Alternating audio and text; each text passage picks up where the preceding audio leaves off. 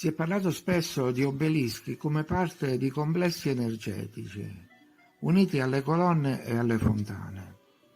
Ma come si spiega il fatto che una civiltà con una tecnologia così avanzata da poter intagliare ed erigere monumenti che a tutt'oggi sono difficili persino da spostare, non abbia privilegiato direttamente delle antenne, sia per l'energia che per le comunicazioni?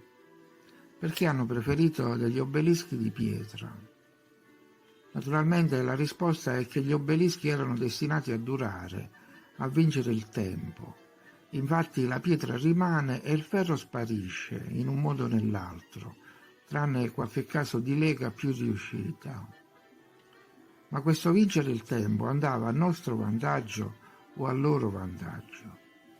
Cioè si trattava di una eredità per i posteri o di impianti destinati a formare una rete mondiale che sarebbe durata anche dopo una loro probabile partenza da questo posto?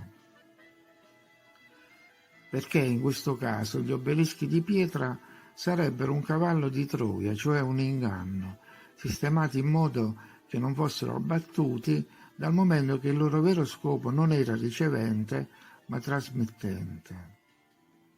Gli obelischi infatti potrebbero anche essere dei trasmettitori di energia, l'energia psichica raccolta sotto forma di massa plasmatica, detta egregora. Ma lasciamo per un po' gli obelischi e inseriamo nel discorso un altro elemento. Inutile girarci intorno, probabilmente la Terra è una fabbrica di dolore, un organismo che serve a produrre e fornire energia ad altri organismi. Quante volte diciamo che dovremmo smettere di concedere loro le nostre paure, le nostre emozioni, perché questo vogliono, e dovremmo invece sviluppare pensieri positivi, formare delle egregore positive. Ma c'è un problema di fondo. Come può una società basata su valori negativi sviluppare delle egregore positive? Racconto un piccolo episodio. Mentre camminavo mi sono fermato davanti a un locale dove prima c'era un bar. Il bar non c'era più e al suo posto c'era un negozio di articoli ortopedici.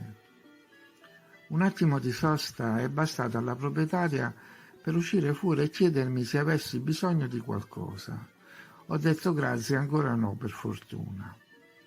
E la proprietaria ha aggiunto: nel caso siamo qui a disposizione. Ho pensato che quella persona, in cuor suo, si augura che tutti quelli che passano di là abbiano bisogno o avranno bisogno di un qualche articolo. È il suo lavoro.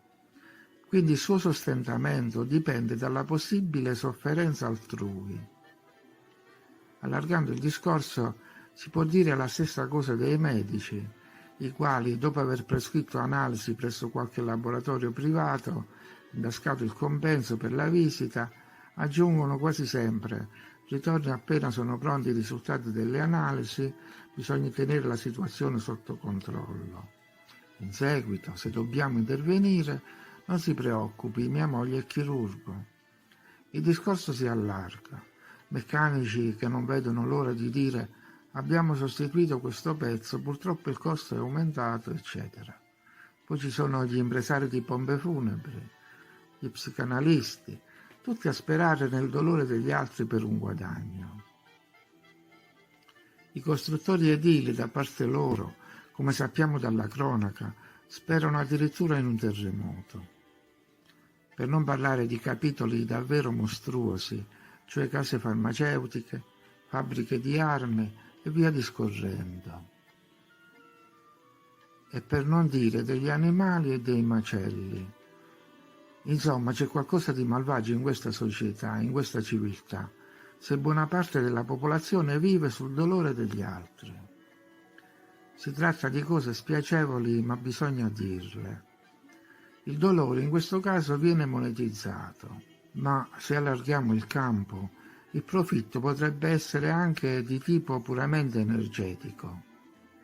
Se noi viviamo sul dolore dei nostri simili, è probabile che altri vivano sul dolore della nostra intera specie.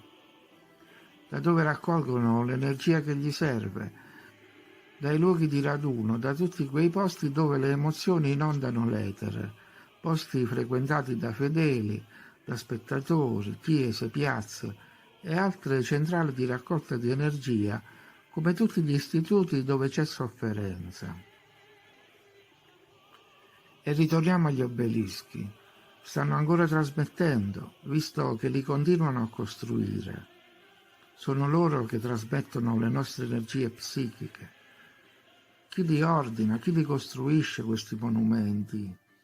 Difficile dirlo, però continuano a farlo in modo aperto. La stretta unione fra gli obelischi e i padroni occulti si coglie in molte opere e interventi recenti. L'obelisco di Astana, l'obelisco di Pensa e infine c'è il Parco Vigeland a Oslo, in Norvegia, in cui si può notare un compendio di allusioni a questo mondo sommerso. Rettili che si insinuano negli umani, Moloch in versione moderna, obelischi di anime, umanità disperata, donne paralizzate, la fragilità dell'essere. Dove questa energia venga gestita sarà l'oggetto di un prossimo video.